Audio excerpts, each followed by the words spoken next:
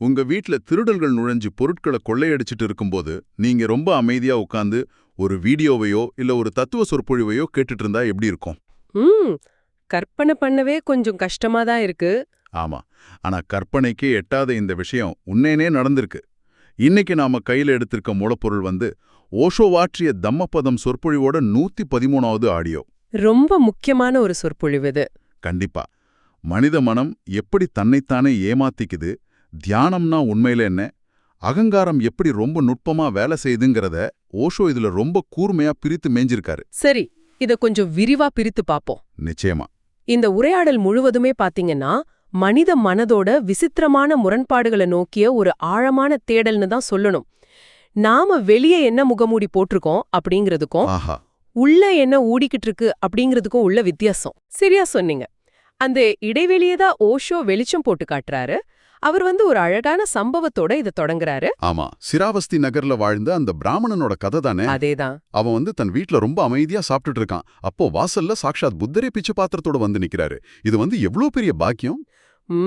சாதாரண விஷயமா என்ன? ஆனா அந்த பிராமணனோட மனைவி என்ன செய்றா? புத்தரை தன் கணவன் பாத்திரக்கூடாது அப்படின்னு அவருக்கு நேராக போய் மறைச்சு நிக்கிறா. இப்போ இத முதல்ல கேட்கும்போது திரும்பவும் கணவனுக்கு சமைக்கணுமே அப்படிங்கிற ஒரு சலிப்புல தான் அவ அப்படி செய்யறான்னு தோணுச்சு. ஆனா இதுக்கு பின்னாடி வேற ஒண்ணு இருக்கு இல்லையா? ஆமா. இங்க கவனிக்க வேண்டிய சுவாரஸ்யமான விஷயம் என்னன்னா, அவளோட செயலுக்கு பின்னாடி இருக்கிறது சமையல் பத்தின கவலை கிடையாது. இது முற்றிலும் உளவியல் ரீதியான ஒரு தற்காப்பு உணர்வு. ஓஹோ, தற்காப்பு உணர்வா? ஆமா. இப்போ நம்ம மனத ஒரு பனிப்பாறை மாதிரி, அதாவது ஐஸ்பர்க் மாதிரி ஒப்பிட்டு பாருங்க. கடலுக்கு மேல தெரியற அந்த 10% தான் நம்ம விழிப்பு நிலை. நம்ம கான்ஷியஸ் மைண்ட். எக்ஸாக்ட்லி. ஆனா கடலுக்கு அடியில இருக்கிற அந்த 90% ஆழ் மனசுல என்ன நடக்குதுன்னு நமக்கே தெரியாது. அந்த பிராமணனோட ஆழ் மனசுல சந்நியாசம் வாங்கணும் அப்படிங்கிற ஒரு ஆசை மெதுவா உருவாக ஆரம்பிச்சிருச்சு. ஆனா அது அவனுக்கே இன்னும் முழுசா தெரியல. அதாவது விழிப்பு நிலைக்கு அது இன்னும் வரல. ஆனா அவனோட மனைவிக்கு அந்த பின்னணி செயல்பாடு ஒரு உள்ளுணர்வா, ஒரு இன்ட்யூஷனா தெரிஞ்சிருச்சு. இது பாக்குறதுக்கு நம்ம கூகுள்ல எதையாவது தேடுறதுக்கு முன்னாடியே நம்ம எண்ணத்தை படிச்சு யூடியூப் ஆல்காரிதம் ஒரு வீடியோவை ரெக்கமெண்ட் பண்ற மாதிரி இருக்குது. ரொம்ப சரியான ஒப்புமை. அந்த யூடியூப் அல்கோரிதம் மாதிரி தான் புத்தரும். புத்தர் சாதாரண கண்களால உலகத்தை பாக்குறதில்ல. மனிதர்களோட அந்த ஆழ்மன அதிர்வுகளை ரொம்ப ஈஸியா உணர்ந்துடுவாரு. அப்போ அந்த பிராமணனுக்குள்ள ஒரு சந்நியாசி இருக்கான் அப்படிங்கறத புத்தர் கண்டுபிடிச்சிட்டாரு. கண்டிப்பா. அந்த தீப்பொறிய உணர்ந்து அதை ஊதி பெரிதாக்கவே அவர் அங்க நிக்கிறாரு. ஆனா மனைவியோட ஆழ்மன பயம் என்னன்னா, புத்தர் தன் கணவனை தாங்கிட்ட இருந்து பிரிச்சு கூட்டிட்டு போயிடுவாரோ அப்படிங்கிறதுதான். தன்னோட அந்த பாதுகாப்பான குடும்ப அமைப்பு உடைஞ்சிடுமோங்கிற பயம். ஆமா, அந்த பயம்தான் அவளை அப்படி மறைச்சு நிக்க வைக்குது. ஆனாலும் எப்படி பார்த்தாலும் அந்த பிராமணன் புத்தரோட இருப்ப உணர்ந்துடுறான். ஏதோ ஒரு நறுமணம், ஒரு அமைதியான அதிர்வு அவனை கவருது. திரும்பி பார்த்து ரொம்பவே ஆச்சரியப்படுறாரு. ஆமா. அப்புறம் சாப்பாடு கொடுத்துட்டு அவன் புத்தர்கிட்ட ஒரு நேரடியான கேள்வியை கேட்கறான். ஏன் உங்க சீடர்களை பிக்கு அப்படின்னு கூப்பிடுறீங்க? இது ரொம்ப ஆழமான கேள்வி. ஆமா, ஏன்னா பிக்குன்னா பிச்சைக்காரன்னு அர்த்தம். இந்து தர்மத்துல துறவிகளை சுவாமி, அதாவது எஜமானன் அப்படின்னு ரொம்ப பெருமையா கூப்பிடுற வழக்கம் இருக்கும்போது புத்தர் ஏன் இவ்ளோ தாழ்வான ஒரு வார்த்தையை தேர்ந்தெடுத்தாரு?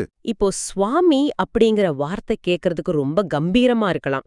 ஆனா அதுக்குள்ள அகங்காரம் அப்படிங்கிற ஒரு கொடிய விஷம் ஒளிஞ்சிருக்கு. ஓஷோ இத ரொம்ப ஆழமா பகுப்பாய்வு செய்யறாரு. அகங்காரம்னா ஈகோ, சரியா? ஆமா.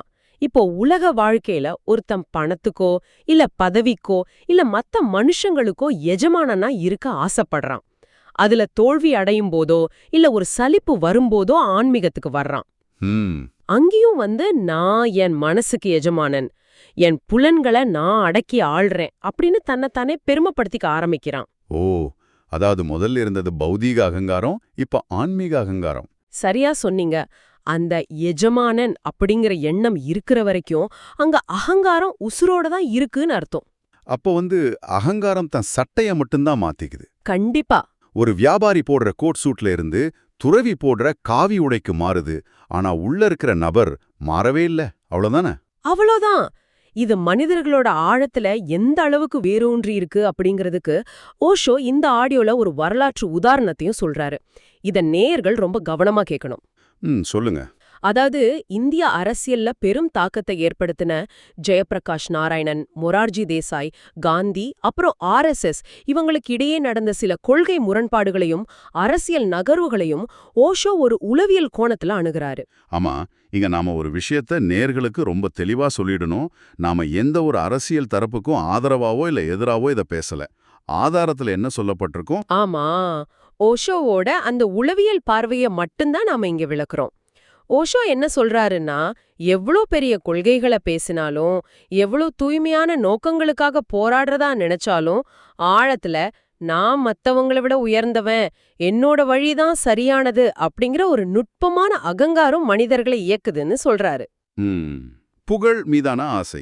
ஆமா, இது நல்லவர்கள் கெட்டவர்கள் அப்படிங்கிற பாகுபாடு இல்லாம மனித இயல்பாகவே எப்படி செயல்படுது அப்படிங்கிற ஒரு அருமையான ஆய்வு இது. அப்போ நாம ஒரு நல்ல காரியம் செய்யும் போது கூட நான் இதை செய்யறேன் அப்படிங்கிற பெருமை நமக்குள்ள வந்துடுது. இதிலிருந்து தப்பிக்கிறது ரொம்பவே கஷ்டம்தான். சரி, அந்த அகங்காரத்தை உடைக்க தான் புத்தர் பிக்குங்கிற வார்த்தையை பயன்படுத்தினாருங்கிறத புரிஞ்சுக்க முடியுது. ஆனா எனக்கு ஒரு சந்தேகம். சொல்லுங்க. பிக்குனா எந்த எதிர்பார்ப்பும் இல்லாதவன்னு சொல்றீங்க. ஆனா சாதாரண ஒரு பிச்சைக்காரனுக்கும் ஆசைகள் இருக்குமே. அவனும் நாளைக்கு யாரு சாப்பாடு போடுவான்னு எதிர்பார்ப்பானே. அப்போ பிக்கு அப்படிங்கிற வார்த்தை எப்படி அகங்காரமின்மையை குறிக்கும்? இது ரொம்ப நியாயமான கேள்வி. இப்போ சாதாரண பிச்சைக்காரனுக்கும் புத்தர் சொல்ற அந்த பிக்குவுக்கும் ஒரு மலை பிரமாண்டமான வித்தியாசம் இருக்கு. என்ன வித்தியாசம்? சாதாரண பிச்சைக்காரங்கிட்ட பொருள் இல்ல, ஆனா பொருளின் மீதான ஆசை முழுமையா இருக்கு. அவனோட மனசு எப்பவுமே எதிர்காலத்தை பத்தின திட்டங்களாலையும் கடந்த கால வறுமைய பத்தின கவலைகளாலையும் நிரம்பி வழியும். ஆனா ஒரு பிக்கு உளவியல் ரீதியா தன்னை முழுமையா துறந்தவன். அவனுக்கு தன் மேல உள்ள அந்த நான் அப்படிங்கிற அடையாளமே அழிஞ்சிருச்சு. கடந்த கால பெருமையும் கிடையாது, எதிர்கால எதிர்பார்ப்பும் கிடையாது. எந்த பற்றுதலும் இல்லாம உள்ள முழுமையா சூனியமா, அதாவது காலியா இருக்கிற ஒருத்தனை தான் புத்தர் பிக்குன்னு கூப்பிடுறாரு. உள்ளே காலியா என் திருது. இந்த வார்த்தையே அப்படியே என்ன அந்த 1000 திருடர்கள் கதைக்கு கொண்டு போகுது. ஆமா, ரொம்ப அற்புதமான கதை அது.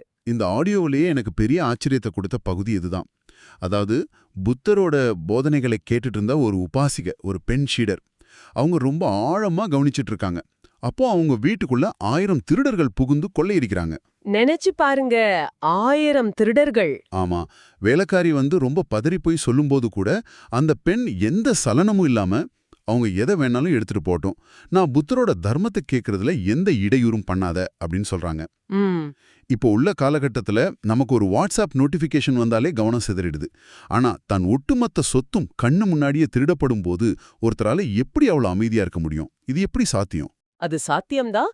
ஏன்னா அவங்க கண்டடைஞ்ச அந்த அகச்செல்வம், அதாவது இன்னர் வெல்த், உண்மையான தியானத்தின் மூலமா ஒருத்தன் தன்னோட உள் உலகத்தோட பேரானந்தத்தை உணர்ந்துட்டான் வைங்களேன், அப்புறம் வெளி உலகத்து செல்வங்கள் எல்லாமே அவனுக்கு வெறும் குப்பையா கூழாங்கற்களா தான் தெரியும். ஓஹோ. அந்த பெண் ஏதோ ஒரு மாபெரும் அமைதியில முழுசா லயித்திருந்தாங்க. அவங்களோட தியான நிலைக்கு முன்னாடி தங்கம், வைரம் எல்லாமே தன் மதிப்பை இழந்துடுச்சு. இத அந்த திருடர்களோட தலைவன் கவனிக்கிறான். அந்த திருடர்களோட தலைவனுக்கே ஒரு பெரிய ஆச்சரியம் தான். ஆமா, நாம ஏதோ குப்பைய சுமந்துட்டு இருக்கோம், ஆனா இவ ஏதோ ஒரு மாபெரும் அமுதத்தை பருகிட்டு இருக்கா அப்படின்னு அவனுக்கு புரியுது. அதனாலதான் அவங்க திருடின பரலையெல்லாம் திருப்பி கொடுத்துட்டு புத்தரோட சீடர்களை மாதிரி சன்னியாசம் வாங்குறாங்க. இங்க எனக்கு ஒரு லாஜிக்கல் கேள்வி வருது. கேளுங்க. எத்தனையோ படிச்ச அறிஞர்கள், வேதங்களை எல்லாம் கரைச்சு குடிச்சவங்க புத்தர்கிட்ட பல வருஷங்கள் தர்க்கம் பண்ணிருக்காங்க. ஆனா அவங்க யாரும் இவ்ளோ சீக்கிரம் மாறல. எந்த பின்புலமுமே இல்லாத இந்த திருடர்கள் மட்டும் எப்படி ஒரே நொடியில மனம் மாறினாங்க? இதுதான் மனித மனதோட ஒரு மிகப்பெரிய முரண். பெரிய பெரிய அறிஞர்கள் எப்பவுமே எனக்கெல்லாம் தெரியும் அப்படிங்கிற அகங்கார சுமையோடே இருப்பாங்க. Knowledge ego. ஆமா, அவங்களோட மனப்பாத்திரம் ஏற்கனவே நூல்களாலையும் தத்துவங்களாலையும் நிரம்பி வழியும். அதனால புதுசா உண்மையான அறிவை உள்வாங்க அவங்க தயாராகவே இருக்க மாட்டாங்க. ஓஷோ இத அறிவின் சுமை அப்படின்னு சொல்றாரு. ஆனா இந்த திருடர்களுக்கு அந்த சுமை இல்லையா?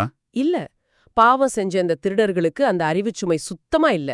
தாங்கள் தப்பு பண்றோம், நம்ம கிட்ட ஒண்ணுமே இல்ல அப்படிங்கிற ஒரு குற்ற உணர்வும் வெறுமையும் தான் அவங்க கிட்ட இருந்துச்சு. அவங்க மனப்பாத்திரம் காலியா இருந்துச்சு. காலியான பாத்திரம். ஆமா, அந்த வெறுமை தான் அவங்கள உண்மையை ரொம்ப எளிதா ஏத்துக்க வச்சது. இப்போ புரியுது. இந்த திருடர்கள் மனதளவுல தயாரா இருந்ததால தான் புத்தர் அவங்களுக்கு அந்த மிக முக்கியமான உபதேசத்தை செய்தார் இல்லையா? அதாவது படகை காலியாக்குங்கள், அப்பதான் அது இலகுவா மாறும். ரொம்ப சரியான பாயிண்ட். இத கேட்கும்போது ரொம்ப கவித்துவமா இருக்கு.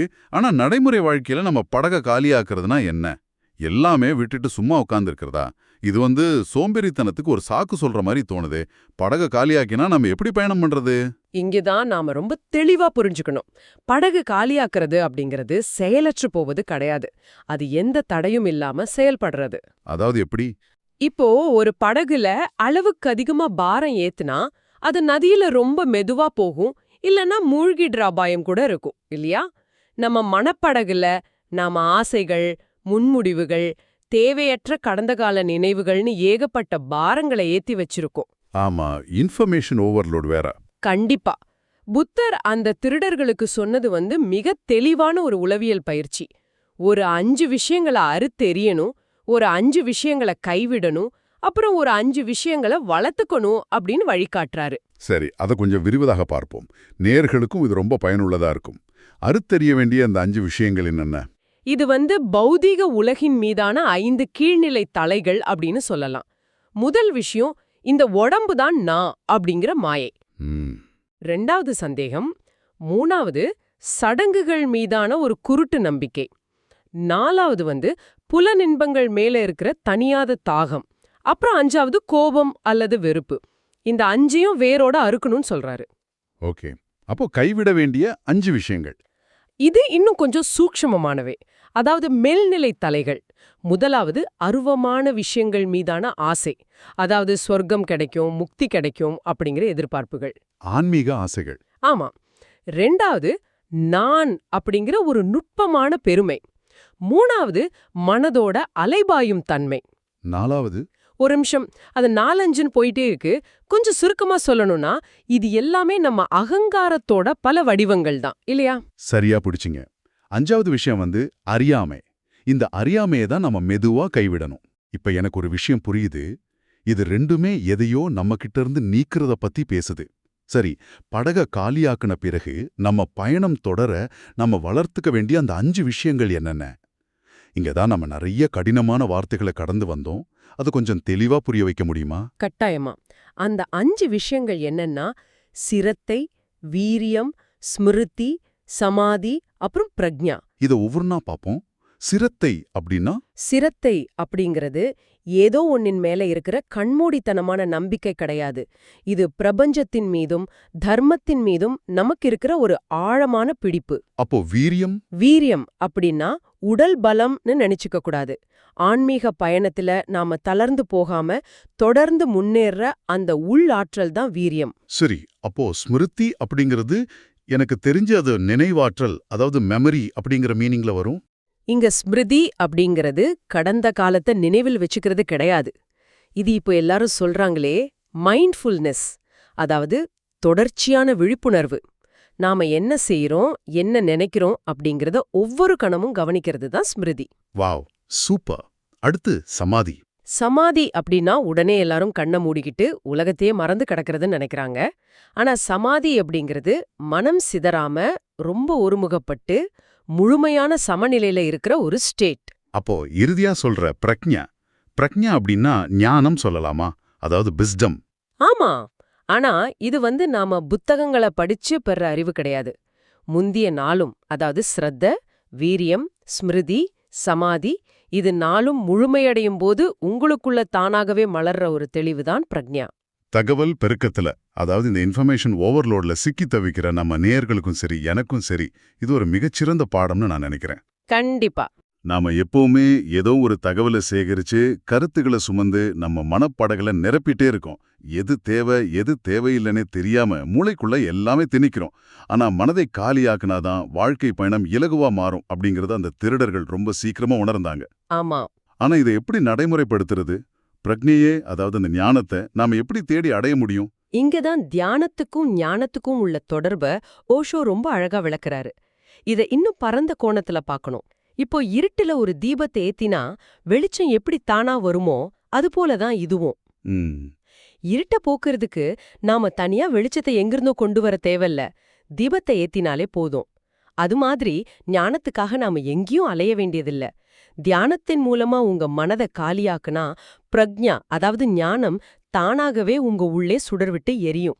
வாவ், தியானம் அப்படிங்கிறது தீபத்தை ஏற்றுவது, ஞானம் அப்படிங்கிறது அதோட வெளிச்சம். ரொம்ப அருமையான விளக்கம். ஆமாம். சரி, நாம இவ்ளோ நேரம் தியானம், மனதை காலியாக்குறது, அகங்காரத்தை கைவிடுறதுன்னு ஒருத்தர்கிட்ட இருந்து பெறுவதை பத்தியும் உள்வாங்கிக் கொள்வதை பத்தியுமே பேசணும். இப்ப நாம கொடுப்பதை பத்தி பேசுவோம். கண்டிப்பா பேசணும். இந்த உலகத்துல அறிவை விட சிறந்ததான எதுவுமே கிடையாது. இந்த அரிய ஓஷோ ஆடியோவை இவ்வளவு ஆழமான தத்துவங்களை நமக்காக தேடி தொகுத்து வழங்கின அந்த தமிழ் வாய்ஸ் ரீட்ஸ் சேனல் பாத்தீங்கன்னா, எவ்வித பண நோக்கமும் இல்லாம, அதாவது மானிட்டைசேஷன் இல்லாம இயங்கிட்டு வருது அப்படிங்கிறது ரொம்ப குறிப்பிடத்தக்க ஒரு விஷயம். ரொம்ப உண்மை. அந்த பிராமணன் புத்தருக்கு தன் உணவை தானமா வழங்கின மாதிரி இந்த சேனல் அறிவை தானமா வழங்கிட்டு வராங்க. எம்மாவில நல்ல முயற்சியும் தொடர்ந்து பயணிக்க கண்டிப்பா ஒரு ஆதரவு தேவை. அதனால இந்த முயற்சி தொடர்ந்து நடக்க நேயர்களாகிய நீங்க டிஸ்கிரிப்ஷன்ல கொடுக்கப்பட்டுள்ள UPI ID மூலமா உங்களால முடிஞ்ச நன்கொடைய அளிக்கலாம் அப்படின்னு அவங்க கோரியிருக்காங்க. இதுல ஒரு சின்ன உதவி கூட பெரிய மாற்றத்தை ஏற்படுத்தும். உங்களால முடிஞ்ச அளவு கொடுத்தா போதும். ஆமா, இது ஏதோ ஒரு பரிவர்த்தனையா பார்க்காம நம்ம ஆன்மீக தேடலோட ஒரு பகுதியாவே பார்க்கலாம். அறிவை பகிர்ந்தவங்களுக்கு நாம செய்யற ஒரு சிறு நன்றி கடன் இது. சரியா சொன்னீங்க. அது மட்டும் இல்லாம, இந்த வீடியோ உங்களுக்கு பயனுள்ளதா இருந்தா சப்ஸ்கிரைப் பண்ணுங்க, மற்றவங்களுக்கும் பகிர்ந்து கொள்ளுங்க அப்படின்னு கேட்டிருக்காங்க. ஏன்னா இந்த கருத்துக்கள் உங்கள மாதிரியே அவங்களுக்கும் தேவையா இருக்கலாம். நல்ல விஷயங்களை மற்றவங்க கிட்ட கொண்டு சேர்ப்பதும் ஒரு வகையில தர்மம் தான். ஆமா, நம்ம மனப்படகுல இருக்கிற நல்ல விஷயங்களை பகிர்ந்து கொள்றது தானே. லைக் பண்ணுங்க, உங்க கருத்துக்களை கமெண்ட்ல பகிருங்க அப்படின்னு ரொம்ப மனப்பூர்வமான நன்றியோட அந்த சேனல் டீம் சொல்லியிருக்காங்க. அறிவை பகிர்வது அப்படிங்கிறது மனதை விசாலமாக்குற ஒரு செயல். மனித மனம் அப்படிங்கிறது ஒரு சிக்கலான புதிர்தான். ஆனா விழிப்புணர்வோடும் தியானத்தோடும் அதை அணுகுனா அந்த புதிரே ஒரு அழகான கவிதையா மாறிடும் அப்படிங்கிறத இன்னைக்கு நாம பார்த்த இந்த பகுப்பாய்வு ரொம்ப தெளிவா உணர்த்தியிருக்கு. ரொம்ப சரியா சொன்னீங்க. இன்னைக்கு நாம ஒரு நீண்ட ஆழமான பயணத்தை மேற்கொண்டிருக்கோம். ஒரு பிராமணனோட ஆழ்மன விழிப்புணர்வுல தொடங்கி மனித அகங்காரத்தோட நுட்பமான பக்கங்களை பார்த்து இறுதிய திருடர்கள் எப்படி தங்க மனப்படக காலியாக்கி ஞானம் பெற்றாங்க அப்படிங்கிறது வரை ரொம்ப விரிவாவே பார்த்துட்டோம். ஆமா, நேயங்களுக்கும் இது ஒரு பெரிய திறப்பா இருந்திருக்குன்னு நம்புறேன். கண்டிப்பா. இப்போ இறுதியா நேயர்களாகிய உங்ககிட்ட ஒரு கேள்வியை விட்டு செல்ல விரும்புறேன். அந்த உபாசிகையை போல உங்க ஒட்டுமொத்த கவனத்தையும் ஈர்க்கக்கூடிய, நீங்க யாருக்கும் விட்டு கொடுக்க மாட்டேன்னு ரொம்ப உறுதியா புடிச்சிட்டு இருக்கிற அந்த மதிப்புமிக்க செல்வம் அல்லது அறிவு எது? அதை விட முக்கியமா, உண்மையான அமைதியையும் ஞானத்தையும் பெற உங்க மனப்படகிலிருந்து நீங்க தூக்கி எறிய வேண்டிய முதல் குப்பை எதுவாக இருக்கும்? இத இன்னைக்கு கொஞ்சம் சிந்திச்சு பாருங்க. மீண்டும் ஒரு சுவாரஸ்யமான தேடல்ல சந்திப்போம்.